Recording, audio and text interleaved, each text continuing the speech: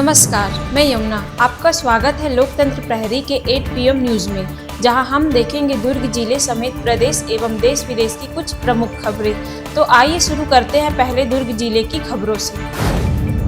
शराब घोटाला के आरोप में चैतन्य बघेल को हाई कोर्ट से बड़ी राहत मिली है। कोर्ट ने उन्हें जमानत दे दी है, जिसके बाद आज उनकी रिहाई रायपुर सेंट्रल जेल से हो रही है। बता दें कि 18 जुलाई को चैतन्य बघेल के जन्मदिन के दिन ईडी ने उन्हें गिरफ्तार किया था। तब से वे न्यायिक हिरासत में थे और अब 3 जनवरी को उनके बेटे के जन्मदिन के दिन ही उन्हें जेल से रिहाई मिल रही है, जिसे बघेल परिवार के लिए भावनात्मक तौर पर खास क्षण माना जा रहा है। चैतन्य बघेल की रिहाई को लेकर परिवार के साथ साथ कांग्रेस समर्थकों में भी खासा उत्साह और खुशी का माहौल देखने को मिल रहा है।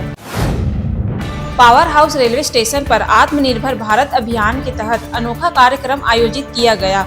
वैशाली नगर विधायक रिकेश सेन और भाजपा जिला अध्यक्ष पुरुषोत्तम देवांगन ने यात्रियों को अपने हाथों से चाय बनाकर पिलाई। कार्यक्रम का उद्देश्य लोगों को स्वदेशी उत्पाद अपनाने और विदेशी वस्तुओं के बहिष्कार के लिए प्रेरित करना रहा। इस अवसर पर विधायक ने अमृत भारत स्टेशन योजना के तहत हो रहे विकास कार्यों का जायजा लिया और यात्रियों से संवाद किया।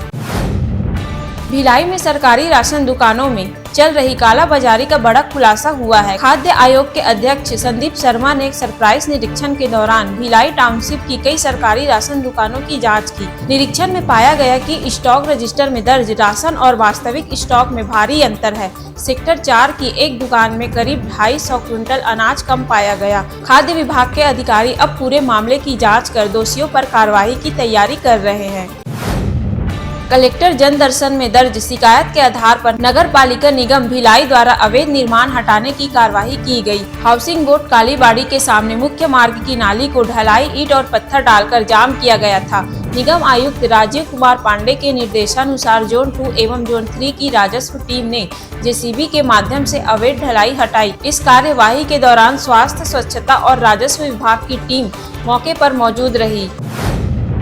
नगर पालिका निगम भिलाई के आयुक्त राजीव कुमार पांडे ने जोन 5 अंतर्गत विभिन्न उद्यानों और क्रिकेट कोर्ट का निरीक्षण किया। सेक्टर 4 क्षेत्र में स्थित उद्यानों की स्वच्छता, बच्चे के खेल उपकरणों की सुरक्षा और बेहतर रख रखाव को लेकर अधिकारियों को आवश्यक निर्देश दिए गए। आयुक्त ने क्रिकेट कोर्ट में अभ्यास कर रहे खिलाड़ियों की सुविधा और सुरक्षा को ध्यान में रखते हुए जाली के संधारण के आदेश दिए। निरीक्षण के दौरान स्थानीय पार्षद राजेश चौधरी सहित निगम के वरिष्ठ अधिकारी और कर्मचारी मौजूद रहे।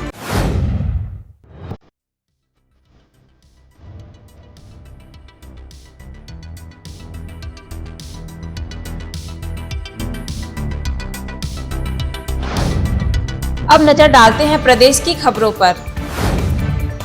छत्तीसगढ़ की लोक संस्कृति परंपराओं में विशेष स्थान रखने वाले छेरछेरा तिहार का भव्य आयोजन धरसीवा विकास खंड के ग्राम तरपोंगी में देखने को मिला। इस अवसर पर राज्य के राजस्व मंत्री टंकराम वर्मा ने पारंपरिक रूप से घर घर जाकर अन्नदान ग्रहण किया और ग्रामीणों से आत्मीय संवाद किया। मंत्री ने कहा कि छेरछेरा तिहार केवल अन्न संग्रहण का पर्व नहीं, बल्कि यह समानता, सहयोग और भाईचारे का उत्सव है। इस लोक पर्व ने एक बार फिर छत्तीसगढ़ की सांस्कृतिक विरासत को जीवंत रूप में प्रस्तुत किया।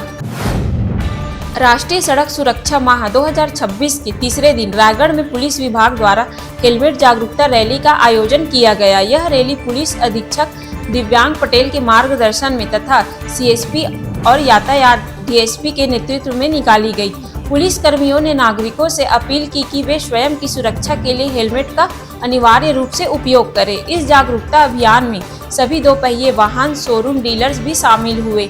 उन्हें निर्देश किया गया कि वे नए वाहन क्रेताओं को वाहन के साथ हेलमेट लेने के लिए प्रेरित करें, जिससे सड़क दुर्घटनाओं में कमी लाई जा सके।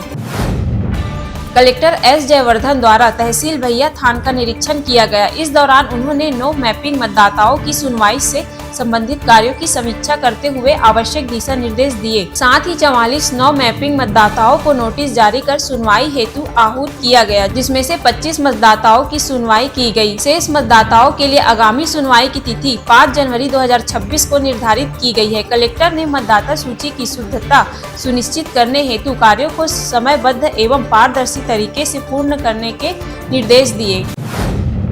नए साल की शुरुआत में नक्सलवाद के खिलाफ बड़ी सफलता सामने आई। शीर्ष नक्सली हिड़मा के करीबी और PLGA कमांडर वारसेदेवा ने तेलंगाना पुलिस के सामने आत्मसमर्पण कर दिया। 50 लाख रुपए से अधिक के इनामी वारसेदेवा को नक्सली संगठन का अहम रणनीति चेहरा माना जाता था। वह नक्सलियों की सबसे खतरनाक बटालियन नंबर 1 का कमांडर था, जिसका प्रभाव दंतेवाड़ा, बीजापुर और सुकमा जिलों में था। सुरक्षा एजेंसियों के अनुसार उसके सरेंडर से नक्सल नेटवर्क को बड़ा नुकसान पहुंचेगा। प्रदेश भर में सैकड़ों बिजली वितरण बॉक्स खुले पड़े हैं। इन खुले बॉक्सों से करंट फैलने, सड़क हादसे होने और जान माल के नुकसान का खतरा लगातार बना हुआ है। इस मामले को लेकर छत्तीसगढ़ राज्य विद्युत नियामक आयोग को शिकायत भी दी गई थी। आयोग ने पावर डिस्ट्रीब्यूशन कंपनी को कार्रवाई और रिपोर्ट देने के निर्देश दिए थे, लेकिन 1 महीने से ज्यादा समय बीतने के बावजूद हालात जस के तस बने हुए हैं। बारिश के मौसम में ये खुले बॉक्स और भी ज्यादा जानलेवा साबित हो सकते हैं।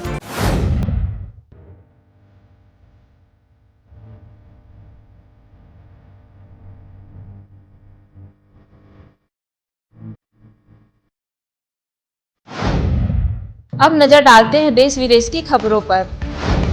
कांग्रेस संगठन महासचिव केसी वेणुगोपाल ने राष्ट्रव्यापी मनरेगा बचाओ आंदोलन की रूपरेखा की घोषणा की है।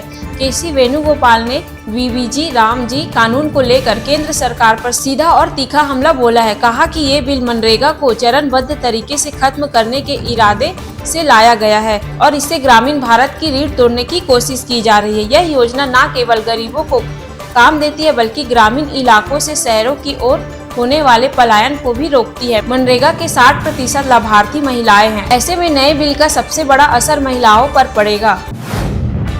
थल सेना के उप प्रमुख लेफ्टिनेंट जनरल पुष्पेंद्र सिंह ने पुणे में लार्सन एंड टूब्रो लिमिटेड और भारत फोर्ज लिमिटेड की रक्षा निर्माण इकाइयों का दौरा किया। निरीक्षण के दौरान उन्हें आत्मनिर्भर भारत के तहत विकसित की जा रही नई और उभरती रक्षा तकनीकों की जानकारी दी गई।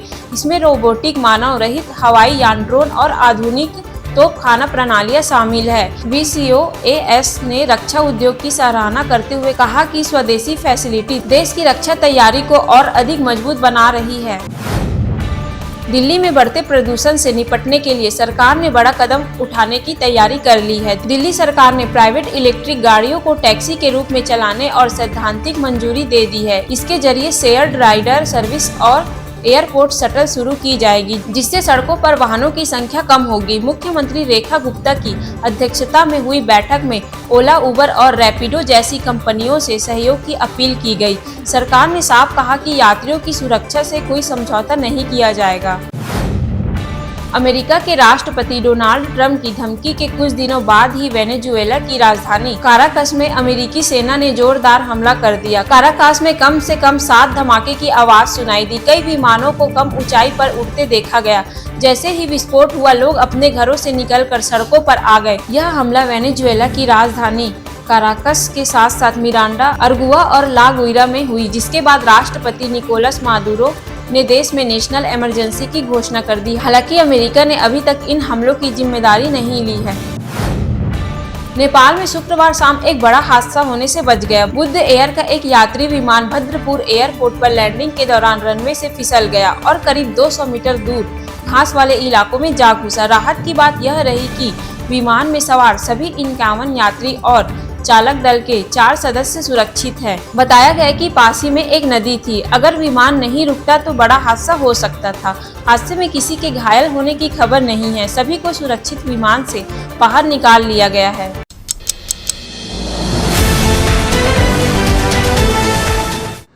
This program is sponsored by SR Hospital and Research Center.